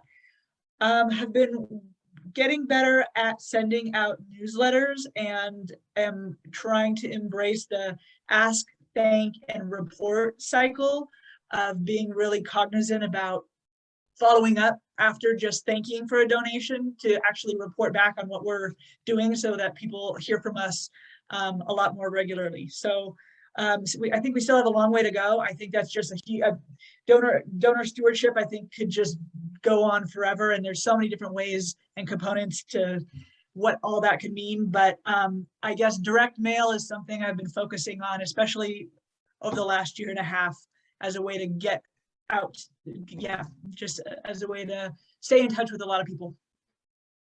And Claire, I'm with you on sending out the follow-up at the end of a campaign of how we did, you know, and letting them know, you know, what's occurred with that. That's really important. I will say we do a lot of the things that have been said. I try to do quick outreach. I'm a big fan of rapid stewardship in concept. I think it's about the best way to do something, where you open a check and call the person and say, hey, you made my day. I say in concept because I'm trying to get into it, and it's hard. There are days when I just don't want to pick up the phone right the first thing. But I will say, when you can authentically tell somebody that they made your day, nobody hates hearing that. I would say the other things we do have a monthly newsletter. It's an emailed newsletter, and that usually has a few different tidbits in it. Sometimes it has a letter from me, sometimes it has a profile of a board member or a donor, or one time we did it with the gal who did the artwork for our Helena holiday cruise. And then we also, in both our, truthfully, you could make stewardship and cultivation a full-time job in almost any nonprofit. I mean, if you had, I don't think anyone here would say, I have enough time to talk to people, because I just don't think, I think it never happens. I mean, no one has ever said, I have enough time, I caught up with everybody. It's just not a thing. So trying to maximize the things that we can do to reach as many people as we can quickly. So I do usually send out, especially if I have an email address, we get like that boring tax letter part out really quickly. That part we push out really fast. And our board has a system of sending cards and follow-up phone calls monthly, quarterly, pardon me. And so I try to do a call first thing, they get an email receipt first thing, and then we do get some additional follow-up later. So I don't always mind that those happen a couple of months later, because I think it's good to remind. And then we try to kind of surprise both when we do asks a little bit and when we do thanks. So one kind of funny thing is we're getting into our end of year cycle for asking, I think everybody here probably is, we like to kick it off with a Halloween card. And so instead of our first ask is cute. And because it's Halloween themed, they don't tend to, most people don't tend to notice that we ask them to give in October and then again in November and again in December. They kind of separate them out in campaigns in their mind, but stuff like that we hear just kind of fun because they're cute. Cute kind of works sometimes. So, oh, and then the one thing we do differently also, sorry, we do have a donor event every year. We actually, in 2020, we did not hold it, but we did a video version instead and had some commercials and stuff circulate and some videos circulate. But this year we were able to, and during that, we have food and drink, and we also honor the Steve Browning Spirit of Philanthropy Award winner, which is usually an individual or a couple. And so we have sort of we highlight somebody in the community who's really done a lot, but we also basically kind of have a party for all of our donors and invite grantees to come and mingle and take good pictures and things like that. So we did actually sneak that in July. So I'm very glad, because then by August we wouldn't have done it, but we got it in under the wire for COVID cases. So. Thank you for your answers, everyone. I hope that was insightful for attendees. It definitely was for me. We did have one question in the chat box from Linda Liu. Hopefully she doesn't have to expound, but she said, how do you decide what not to do? And what I'm assuming she's asking is, when opportunities come across your desk, how do you discern what you go for, what you decide not to do, especially when you're in a big capacity, there's a lot of things going on. How do you turn down those opportunities that maybe don't come your way? But Linda, if you have anything else to add to that question, feel free to come off mute and let me know. No, I think one of the hardest things for me, because I just want to do everything, that's just my nature, and I have to be restrained, but ask Daryl, he'll tell you, and Robert. But so I think it's hard. You have your rules and you have, how you've been set up and your bylaws, but I think it's hard, and how you do it is an art. I also think that, and I didn't know, because I've gotten a lot of tips here from different sharing of that people have in their various locations, what they're doing. So I didn't know if anybody had any wisdom to share on that. In our model in Red Lodge, all of our project work is done by a little bit of staff and a lot of volunteers. And so when community members bring to the Community Foundation some topic that they think needs to be addressed right now, that they're really passionate about, generally what we do is we try to work with that individual to identify other community members that might be interested in working on that, and sort of try to help them self-organize with a group of volunteers. And if they're willing and able to do that, then we can usually offer a little bit of staffing to help them get started and organized and kind of drive the work a little bit to make sure, things get done the way that they had talked about.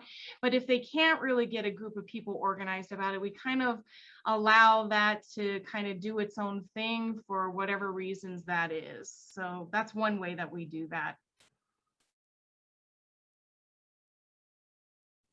Thanks.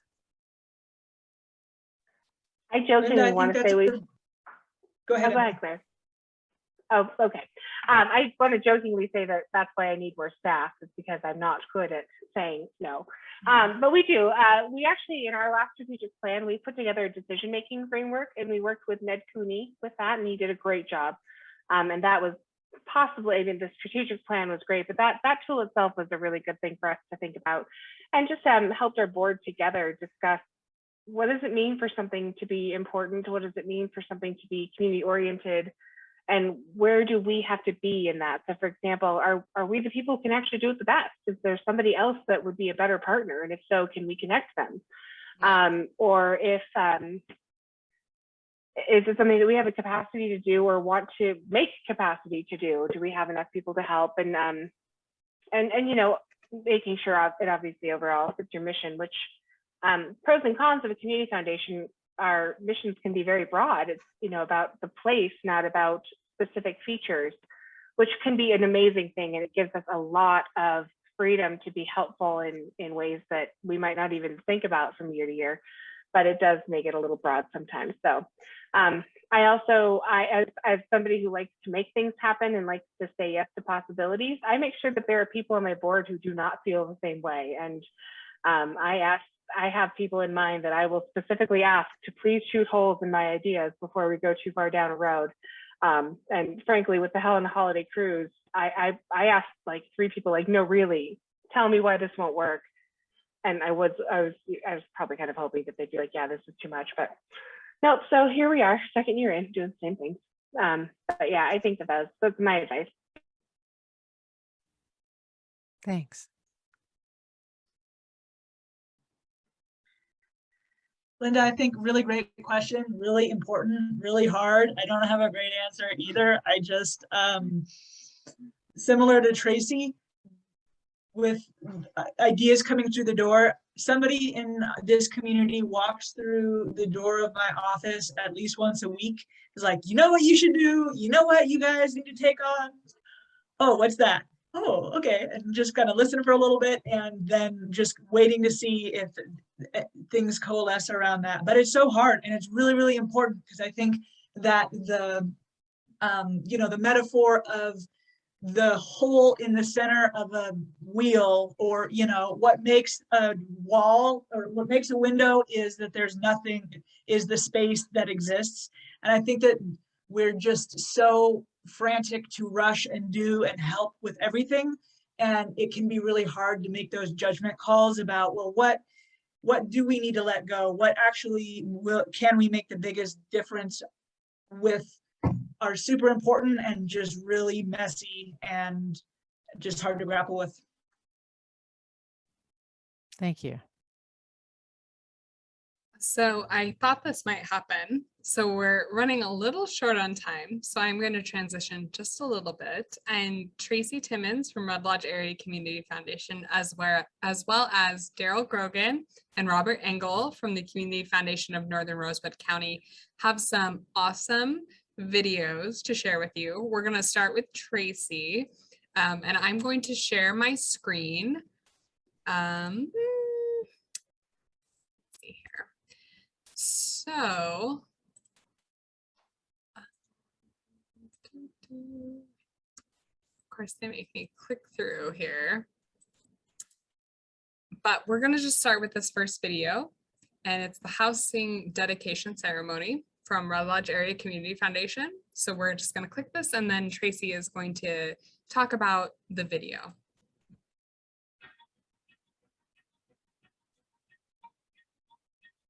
Wow, this is so surreal to be here. A year ago when we started this program, we didn't know what we were getting ourselves into, and thank God for that, honestly. But it was every step of the way. It was amazing. I have loved every step of this process, from the building to connecting with people to getting to know my neighbors, Terry Sue and Tanya, who not only will be neighbors, but I hope lifelong friends. We've really created this special bond, and I'm grateful for that. Why I wanted to do this is very simple. For my children, Seth and Wyatt, I didn't want to get emotional, but everything I've done as a parent is meant for them. Every struggle, every joy, they make it worth it every single day. And so I wanted to build this home, and my reason for entering into this program is to provide safe and stable and secure housing for me and my boys. I'm so thankful and grateful to be a part of this groundbreaking project of Habitat for Humanity in our community, because it is groundbreaking and it is changing lives and it is important and it is just incredible, just simply incredible. So thank you to everybody.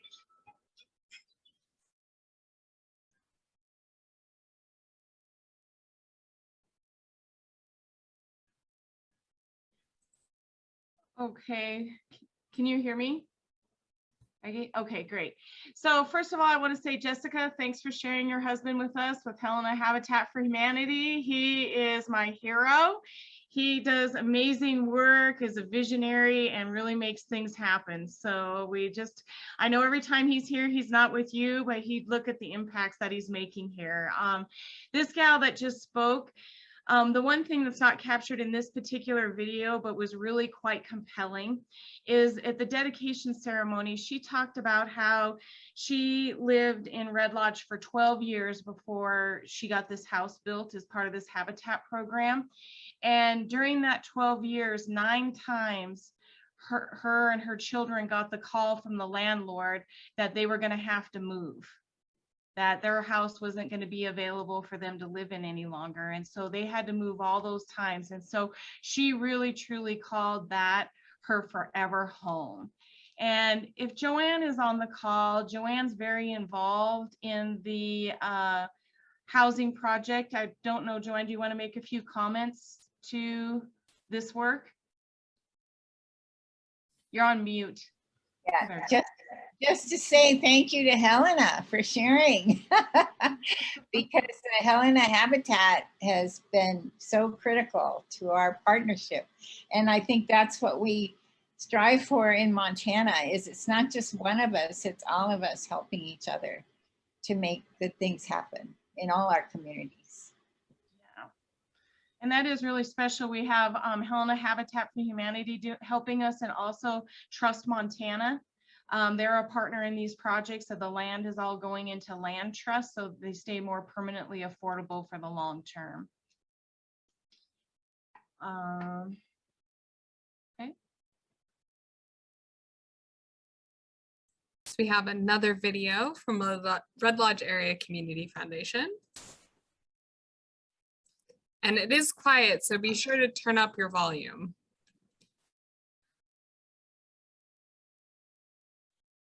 Oh, wrong one. Okay, here we go. Always technology.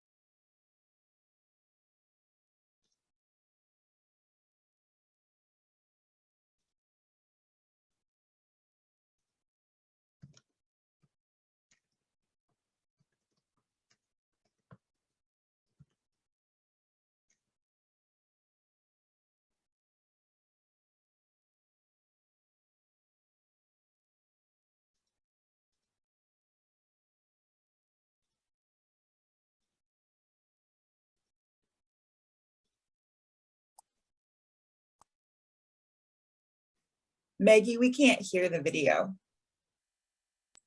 Oh no. Okay. I was thinking I'm getting a lot of chats, so I'm like, let's see. So let me stop screen sharing for 1 second. I apologize. There's always technology issues. Let's see here. No worries, because we know how to be nimble, right? Yeah, right? You all know. So let's see. Can you hear any of this? That works. Okay. Turn it up though. Everybody turn it up. Not the marriage of true minds and good impediments. For love is not love, which alters with an alteration binds, nor bends with remover to remove. Oh no, it is an ever fixed mark, which looks upon tempest and is never shaken. Oh, hello. I'm Andy Materi with the Red Lodge Theater Company. The recital hall and Roosevelt itself offers us an opportunity to get together as a community and really enjoy and experience and appreciate musical performances from folks here, from folks around the region, around the state, even international visitors would be wonderful. And I think it will be an economic driver for the town because activity generates activity. So I think if we have events here, the financial benefit is going to work its way down onto Main Street. And so I think it's going to be a great asset for all of us. The great thing about having the recital hall and the larger theater in the same building is that it's going to generate so much revenue. It's going to bring people into town. If we can start getting professional performances traveling through this area, you know, they come into Billings and they come into Bozeman, but if we could bring it in, it's going to generate so much for not only for the off season in Red Lodge, but for the Rosebud itself, which is going to be pretty fun to bring in a whole other crowd of people like that. You know, pre-COVID, we were doing really big shows with a full band. In response to COVID, I started doing a lot of small, intimate shows and have really enjoyed it. I think it gives songs kind of a new life when the vibe is everyone's sitting down with the intention of listening rather than seeing a show. I think people can hear the music a lot better in those small, intimate settings. If we had a stage that was working for chamber music year-round, we could have regular touring groups that could perform on this stage.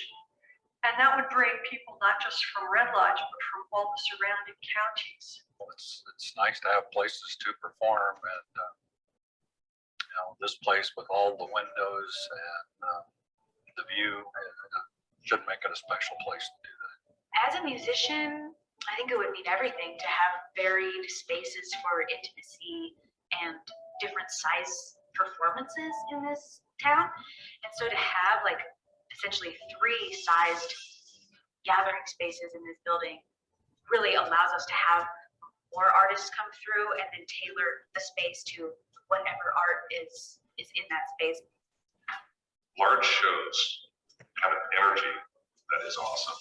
You know, you feel the scintillating effect of thousands of people. It's pretty sexy, but a small intimate venue like this allows you to maintain eye connection. You can actually see the faces change, the looks, the emotions, the way people lean into the music. And as an artist, it's all about connection. It's the most powerful part of what we do.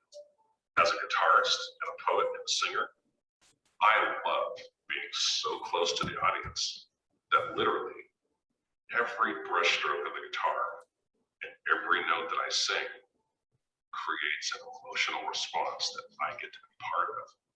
Having a really wonderful recital hall is a tremendous asset to a community.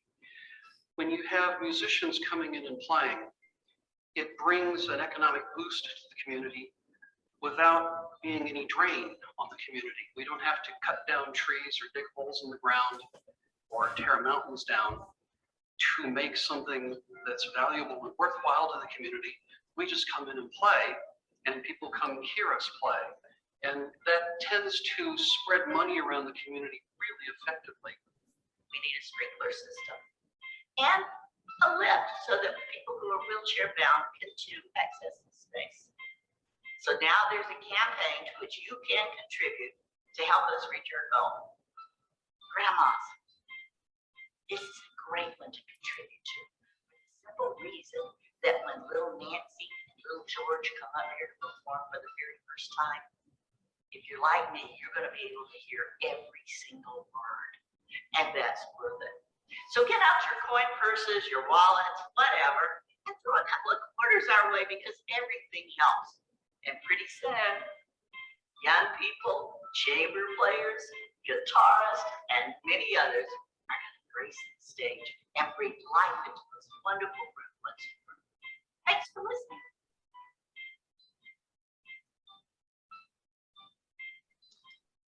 So this video, it highlights one of our largest projects, which is rehabbing an old school building on our main street into an arts, culture, and conference center. And I know Lynn, she's been there before and visited with us. It's been great to have her here.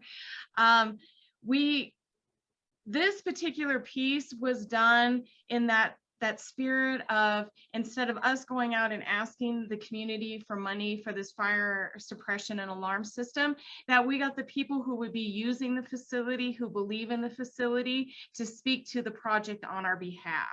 And so that's really what was coming out in the video, is the different people who want the historic theater on the 3rd floor opened up, got together to kind of share their perspectives on it. So that was one of the main things for the purposes of this video. And we did fairly well on this particular fundraiser, and that system is getting installed. So go ahead, Maggie. Let me know if you can't hear it. Doug Campbell, Bridger, Montana. Oh, it's so handy. They're there on time. They get you to your appointments on time. It's a life-saving event if you don't have your own wheelchair and other medical equipment. And I'm going in today to a diabetic program in Billings, and they'll get me there when I need to be and bring me back when I need to be. Appreciate the service. I just wish we had had it longer, and I'm just glad to see it working. Their drivers, I can say one thing, their drivers are the most courteous I've ever seen, and that has to stand for a heck of a lot. And that particular project is the free, well, no charge service of transportation throughout Carbon County. And it has links a couple of times a week to Billings. So it can be used for health and also social needs. So we use about 47% of the rides are for health appointments, and the other 53% of the rides right now are currently for other topics, to be able to see people, go to the grocery store, a variety of different things. So that has been the first system that we've had in Carbon County, and that was so many partners and community leaders came together to bring this to fruition. It was probably a 4-year workup before we received our first van. Thank you so much, Tracy. I have heard amazing things about this transportation from many people. So I'm thrilled that it's an asset that you can add to the Red Lodge Area Community Foundation and for Carbon County. I know that we are getting close to the 8 p.m. mark, but we have one more video to share. So I hope people can just hang on. And this would be the video from the Community Foundation of Northern Rosebud County. We are so thrilled to share this. And so I will start it. Please let me know if you can't hear it. Otherwise, please enter your questions in the chat box, and we will have a short Q&A right after this video.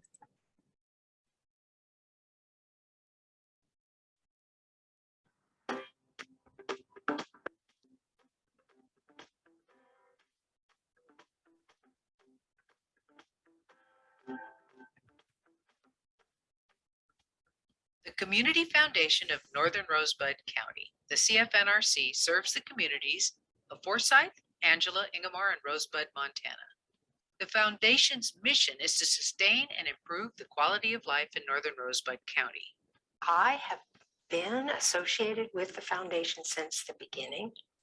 I was on the board until I termed out, so the first 6 years.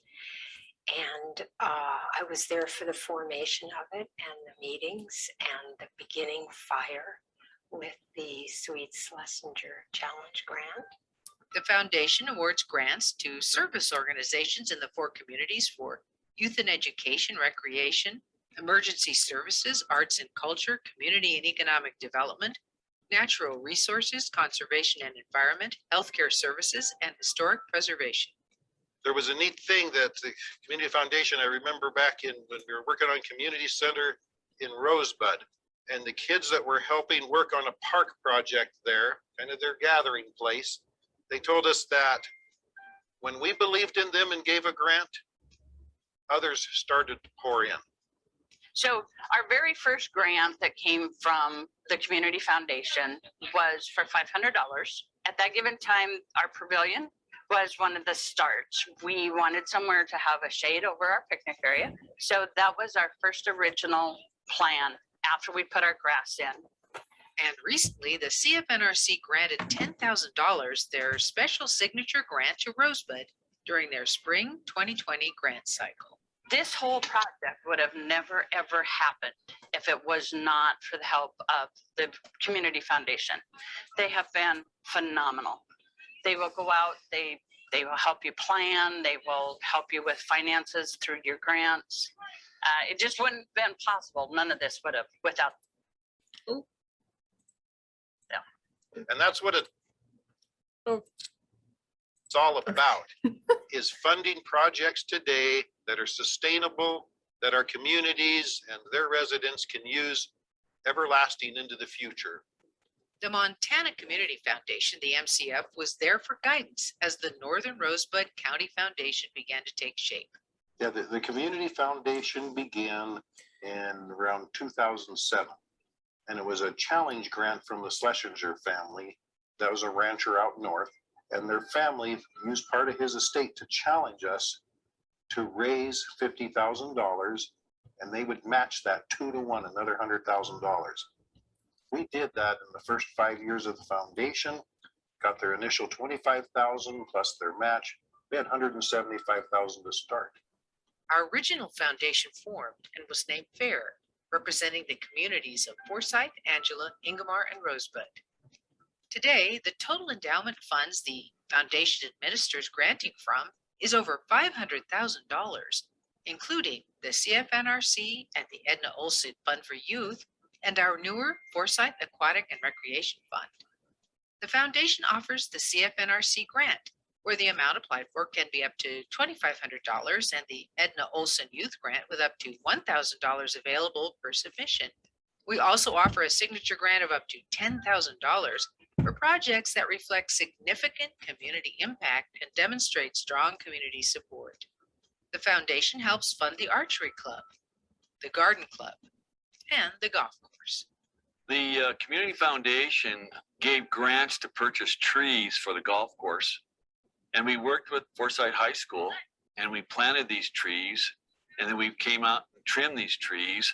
So it was fun to have kids involved. They enjoyed arbor, they enjoyed being around trees. I'm involved because I feel it's an important civic duty to give back to your community, to be part of your community, and do what you can to make your community a better place to live. The CFNRC participated in disaster preparedness efforts in the county to apply toward establishment of an electronic message board to provide information and directions during a disaster. The CFNRC supports Ingomar's Community Center and the Rodeo Club. We are very grateful for the help that the CFNRC has given us over the years with grants for bucking chutes, panels, gates, water tanks, roping chutes, all of the things that have really improved our rodeos here over the years. I'm very, very thankful to the foundation, because when you look around and you see these improvements, it makes everybody's life a whole lot simpler in Ingomar. Benefits to the community continue to grow. In 2018, an anonymous donor made a planned gift to the foundation of $25,000 to open a fund to support the Forsyth Pool, followed by an anonymous donor's $25,000 pool challenge matching gift. The foundation supports school programs and activities like the band. This band is the Big Band Theory, so named by the students. We are a modern band platform. The students chose that name because there are quite a few students in this band, and in a typical modern band, there's not this many people. So the name just kind of fit.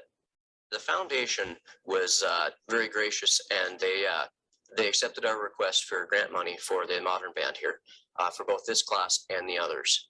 And through their generosity, we were able to purchase a drum set, a bass guitar amplifier, an electric guitar amplifier, in-ear monitors, as well as a microphone.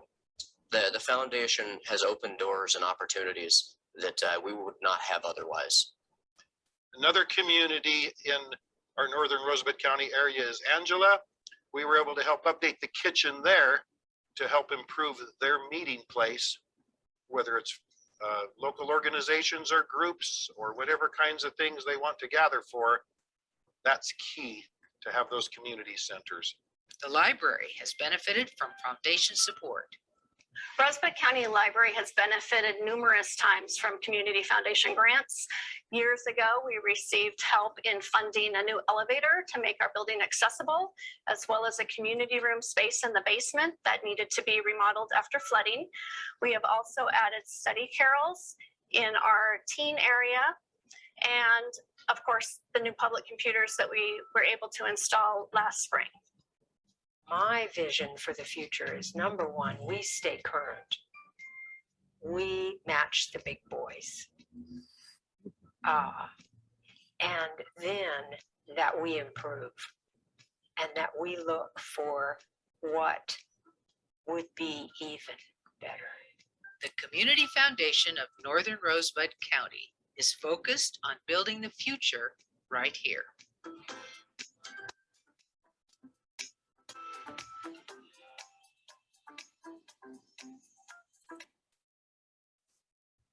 I'm just gonna stop sharing and open it up. Yeah, big round of applause. I love that video so much. And I'm gonna open the floor to Daryl and Robert to kind of expound on that. I know we are over time, so if you have to log off, go ahead. But if you stick around, there's a Q&A and there's more information. Obviously, this will be recorded, so don't feel bad, but I think you should stick around. Yeah, we can just let the video speak for itself, and hats off to Linda Lou, who's on with us, for helping lead the way with her expertise in that regard. Yeah, it was a great job doing this video. It's something we're going to use to educate people in the area about our foundation, put it on our website. I think it's just great to take to our public organizations, and just proud of what we do and for our communities in Northern Rosebud County. And thanks, Linda Lou, you did a great job. I love our foundation. I love the people that I get to work with. And it was a hugely busy time, and the pandemic was keeping everybody out of everywhere, but I appreciated all the help. And it's just a story I wanted to tell. I love it so much, because I think for other LCFs, it's important to have tangible examples of what they can support, how they can grow their communities. And it doesn't matter how big your endowment is, that you can make a difference truly with anything that you have. And the fact that you care about your community speaks volumes. So before we wrap up, I've looked through the chat box, and so I think we have most of the questions there. But one of the things that I always love to leave off with is, what would you like attendees to know about your community or your community foundation? If there's a burning question or something you want to share, something that you're prideful of, obviously these videos showcase some of the best highlights. But if there's anything you would like to share as a last minute comment, go ahead and do so.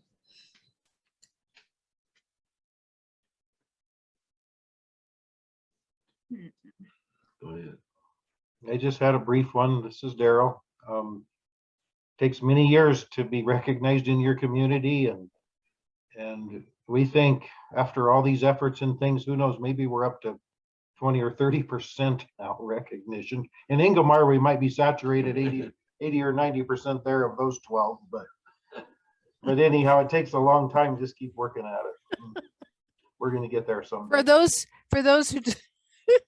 For those who don't know, Ingomar has 12 people. Okay, I'm done now. So we're saturated. They're so sick of me. Anyway, I'm going to mute myself. Oh, that's funny. I think that was beautiful. All I'll say is thank you, everybody who's on this call. Everybody is here because you care so much about of the places that you love, and it's an honor to work alongside you. I think my favorite thing is to remember to listen to the community and engage the community in every way that you can, and you will find success in serving your community. Yeah, I think with all community foundations, the best part about us is that we're here forever. And so everything we do now is impacting things for a lot longer than we'll be here. And I think that's a great goal every day. Well, if there are any last minute questions, feel free to ask them. Otherwise, this recording will be shared with everyone, and hopefully all of our speakers, our panelists will be available for anybody outreaching or asking more questions. I have to take a minute to say that I am grateful to work alongside all of you, to service you in your work in your communities. There's nothing more I would rather be doing than doing what I am now. And I hope you all enjoy the rest of your evenings. If you'll be tuning in for tomorrow, I'm super excited to be sharing Tara Mastel's presentation from MSU Extension, which will be going over the newcomer survey data, which is fascinating. I have had an insight, so unfortunately I'm a little bit biased, but it's essentially the who, what, why, and how of why Montanans are gaining new people, why people are staying here, what's keeping them here. It's fascinating data, so I hope that you all can tune in tomorrow at 6 p.m. The format will be somewhat similar. And then obviously on Thursday, we will be having Dr. Marcia Getting presenting her legacy or dying without a will presentation. So I hope that you all can tune in for that too. Obviously, I appreciate you all, and I don't want to say goodbye. I wish that we could have another hour. This always goes by so fast. So again, thank you to everyone who attended tonight, and I'll be connecting with everyone later. So I hope you all have a lovely evening. Thank you for all your work, Maggie and Kristen. Thanks, everyone. It's so good to see you. I can't wait to hug you all in person someday. I know. Thank you. Thank you all so Thank much. you. Thank you very much. Go get some dinner, please. Yeah. Okay. Good night.